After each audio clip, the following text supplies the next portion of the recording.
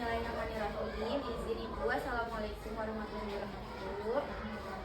Sebelumnya, izin memperkenalkan, saya Melvani Syifa Adelin, mahasiswa program studi pendidikan di Sekolah Dasar di Siliwangi. Maksud dan tujuan saya menemui Ibu untuk wawancara ini sebagai narasumber dalam pemenuhan tugas ujian tengah semester pada mata kuliah telaah kurikulum dan fakultas lainnya.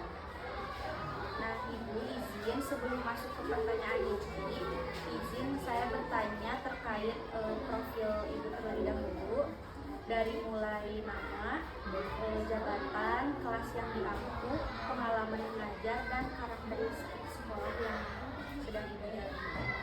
Terima kasih. Nama saya Ibu Mila. Di sini saya mengajar di kelas 6. Kebetulan kalau di SD Nusa Indah ini saya sebetulnya baru 3 tahun ya, karena lebih lamanya di sekolah yang lama itu di sekolah yang lain. Kalau yang sekarang ini saya itu mengajar sudah mau hampir 18 tahun, udah lumayan cukup lama. Dan apa tadi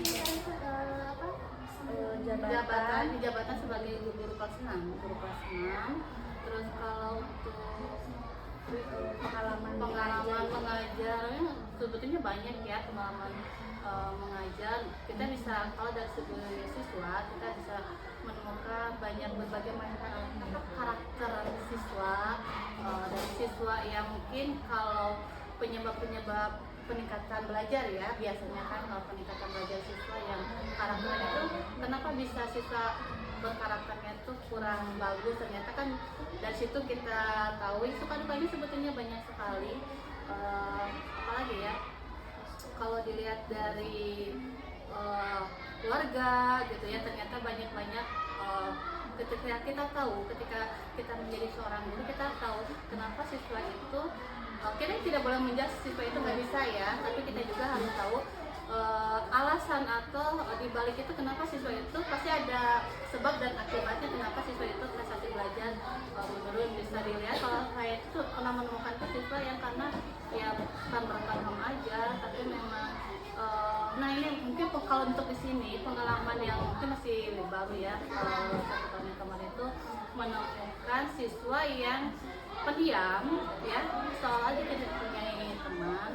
Nah di situ awalnya kenapa sih siswa itu nilainya itu jelek ya, benar-benar kurang dan tidak mau bersosialisasi dengan teman. Ternyata ketika saya ajak bicara dengan orang tuanya, saya amati ya itu, terus saya bicara dengan siswanya, alasannya itu karena dia tidak menemukan teman yang cocok. Berarti kan itu mempengaruhi belajarnya, tapi setelah saya temukan solusinya, alhamdulillah saya dekatkan mereka atau ya siswa tersebut untuk lebih bergaul, lebih dekat dengan teman satu dengan yang lainnya, saling dipindah. Jadi ketika berteman kan itu mungkin dia cocoknya sama satu siswa, tapi dengan siswa lain enggak, dia itu hanya sendiri. Kalau nggak sekolah dia berarti kan sendiri dan dia sulit berkomunikasi dengan teman yang lainnya. Mungkin di situ dia jadi nggak mau ke sekolah, tapi ketika sudah diajak bicara, terus kita melakukan saya salah satu guru yang memberikan pembenahan terhadap suasana di kelas, alhamdulillah peningkatan belajarnya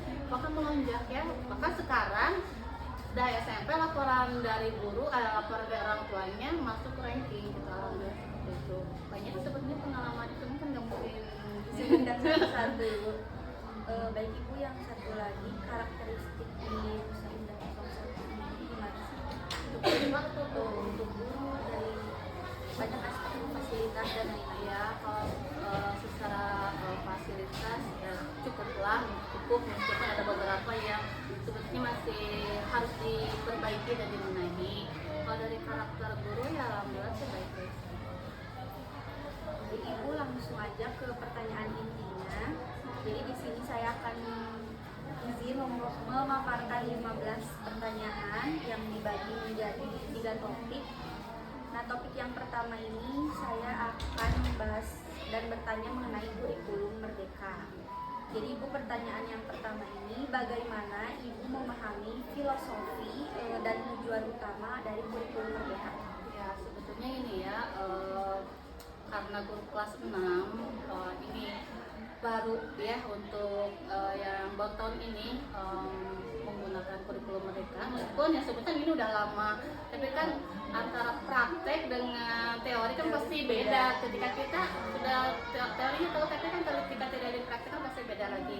Nah untuk filosofinya itu berdasarkan, kalau yang saya tahu itu, yang saya ingat ya dulu mungkin pernah baca juga ya, berdasarkan yang menurut Ki Hajar Dewantara, kalau dia tuh mengatakan bahwa kalau pembelajaran itu bukan hanya untuk tujuannya itu untuk memerdekakan siswa.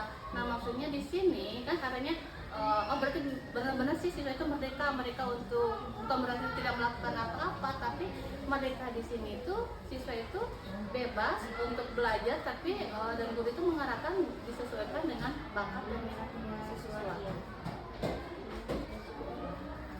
Lanjut ke pertanyaan kedua, apa saja perubahan mendasar yang Ibu rasakan dibanding dengan kurikulum yang sebelumnya? Ya, kalau kurikulum merdeka, karena di sini kita sudah tujuh itu karena kurikulum merdeka dan istilahnya siswa itu bebas ya untuk menemukan bakat dan minatnya. Berarti di sini yang saya lihat itu ada peningkatan dalam proses pembelajaran. Siswa itu lebih semangat biasanya, Lebih variatif ya. Pertanyaan selanjutnya, bagaimana Ibu mengimplementasikan pembelajaran berbasis proyek dalam kurikulum? Kalau dalam kurikulum merdeka itu lebih ditekankan itu kita tetap dikaitkan dengan yang V5 itu ya, yang dimensi profil pelajar Pancasila yang 5 itu.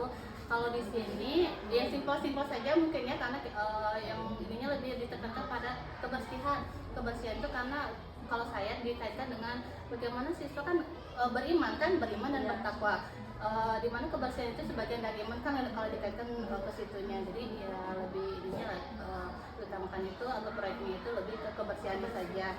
Sebetulnya ada juga, tapi saya itu satu-satu dulu lah, yang penting itu aja dulu. Terus pertanyaan selanjutnya, apa tantangan paling signifikan yang Ibu hadapi saat menerapkan kurikulum merdeka di kelas? Sudah jelas, kurikulum apapun kalau menurut saya ya, tantangan utama sebagai guru itu ya satu, sarana prasarana yang kurang memadai, pasti aja itu.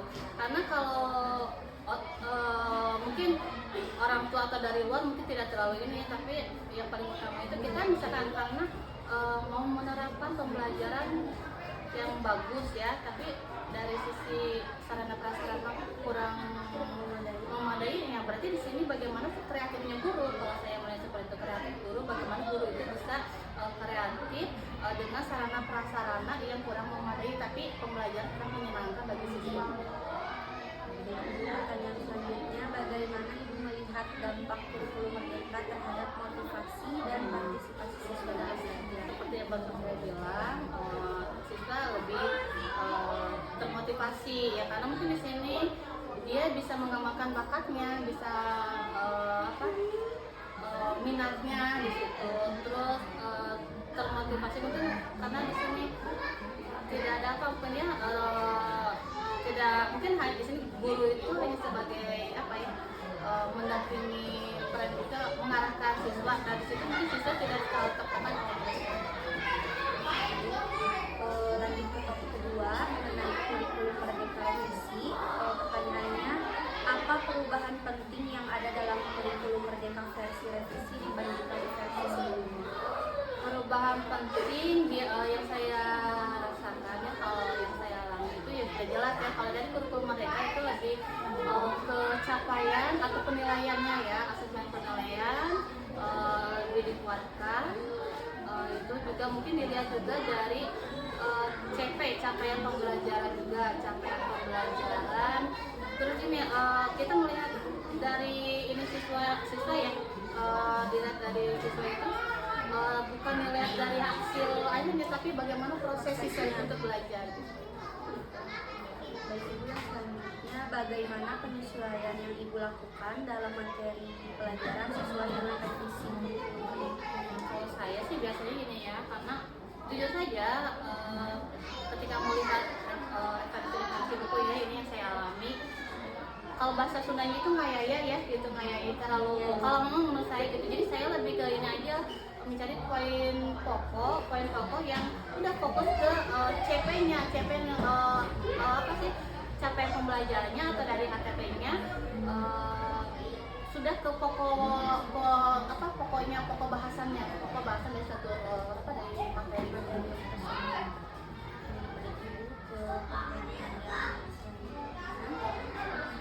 Bagaimana Ibu melihat efektivitas asesmen autentik yang diterapkan dalam kurikulum Merdeka Revisi?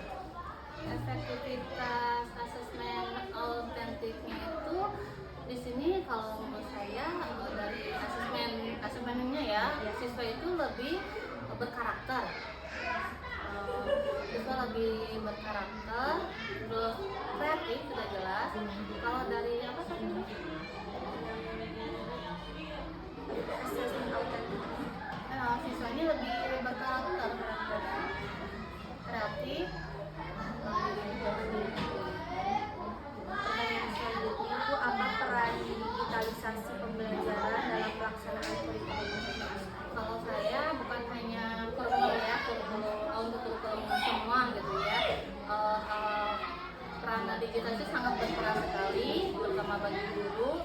Di sini peranannya itu membantu kita bagaimana kita guru bisa menerapkan pembelajaran yang berkaitan dengan komputer gitu kan, atau lebih interaktif lah, seperti ketika guru mau melakukan pembelajaran dengan cara atau kuis ya, tablet atau video pembelajaran, otomatis kita digitalisasi sangat dibutuhkan gitu.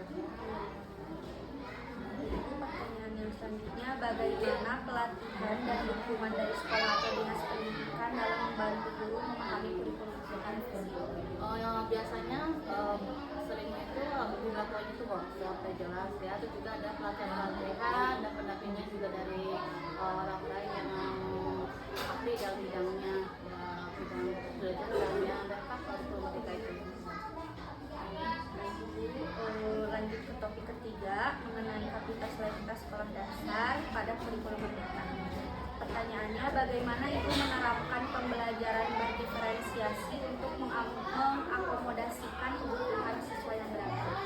Kalau saya pernah sebenarnya ini secara langsung belum ini ya, tapi biasanya dengan berdiferensiasi yang konten, proses, terus satu lagi itu memahami itu ya saya itu. Dan biasanya itu kalau misalkan kan itu siswa beragam ya, kalau siswa yang beragam itu, kalau yang siswanya berkemampuan udah bisa gitu ya, berkemampuan lebih, diberikan tantangan dan untuk siswa yang kurang atau bukan kurangnya yang diberikan pendampingannya juga lebih gitu kan, khusus gitulah pendampingannya gitu. Selanjutnya Ibu, bagaimana peran proyek P5 ini dalam proses pembelajaran sehari-hari dari Ibu? Kalau saya biasanya untuk yang P5 itu kita kan pembentukan ya, khusus ke pembentukan harapannya saya biasanya melakukan pembiasaan setiap hari pagi, misalkan pembiasaan misalkan bagaimana siswa bisa ini, kalau dari agama ya, pembiasaan agama biasanya untuk P5-nya karena di sini beriman dan aku bisa juga melakukan sholat duha atau untuk akhlaknya ya. Tapi untuk kegiatan yang lainnya seperti bagaimana siswa bisa bekerja sama dengan kelompok gitu kan, bekerja sama dengan kelompok misalkan di kelas. Ketika di kelas saya melakukan ini yang seharian apa yang di kelas? Kalau yang di kelas tadi itu ya. Kalau yang sehari-hari ini tuh bisa misalkan dalam kehidupan sehari itu siswa misalkan di lingkungan rumah kita tugaskan atau dianjurkan, diarahkan siswa coba kalian baca pembelajaran ya paling yang tadi ya kalau saja untuk P5-nya ya pembiasaan aja, pembiasaan bisa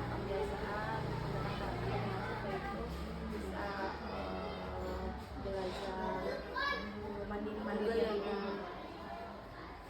Ibu, pertanyaan selanjutnya, apa strategi Ibu dalam mengembangkan literasi dan numerasi siswa? Kalau yang literasi biasanya dilakukan misalkan untuk soal yang pembelajaran literasi ya sudah jelas siswa harus diusahakan atau misalkan dengan mana dia bisa diberikan tugas membaca cerita untuk misalkan dalam pembelajaran bahasa Indonesia nih siswa diberikan cara membaca cerita non fiksi numerasi gitu kan. Tapi itu kalau untuk numerasinya karena matematika untuk kuliah matematika dalam kehidupan sehari-hari kan kita ininya kewirausahaan misalnya bagaimana siswa itu bagaimana cara menghitung penjualannya seperti itu.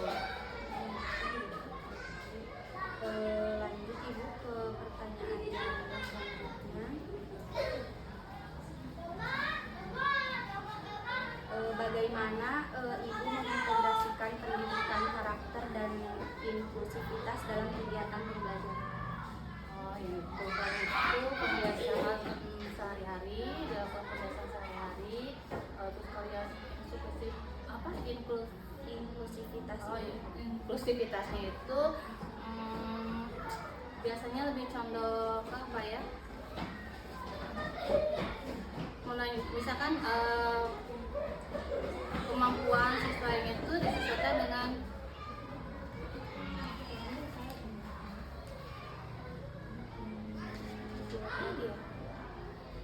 Berarti bisa diarahkan yang nomor 14.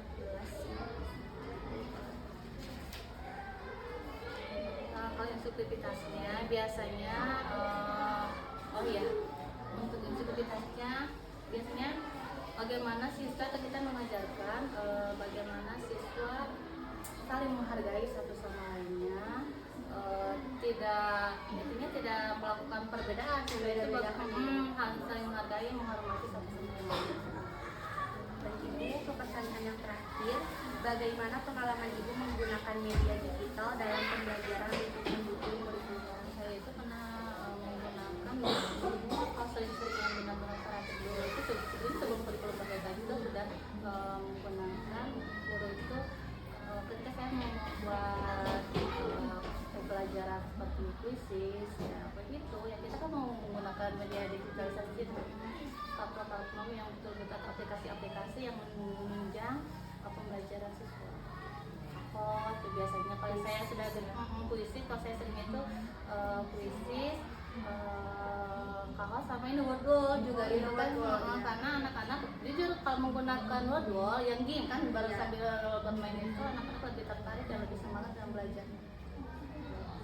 Mungkin pertanyaannya sudah cukup. Terima kasih untuk Ibu sudah meluangkan waktunya dan informasinya pastinya sangat bermanfaat dan membantu saya dalam memahami serta menyelesaikan tugas UTS saya. Maaf ya kalau jawabannya kurang ini ya kurang memuaskan. Tidak apa-apa Ibu, sudah sangat cukup. Saya terima kasih. Saya tutup sesi wawancara ini. Wassalamualaikum warahmatullahi wabarakatuh.